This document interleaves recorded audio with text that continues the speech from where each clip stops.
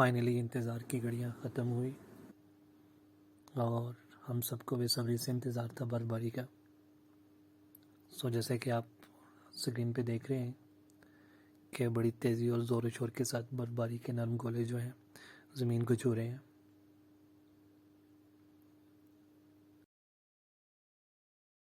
पाँच दिसंबर 2021 शुक्रान से बरह रास्त महत्व।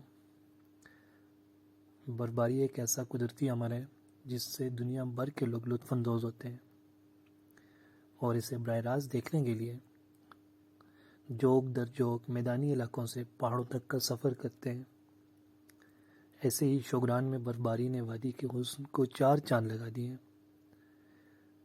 जिससे लुत्फ़अंदोज़ होने के लिए सैलानी खिंचे चले आ रहे हैं। खैर, मुझे तो बर्फबारी की सफ़ेद चादर ओढ़े इस हसीन वादी ने अपने शहर में जकड़ लिया है।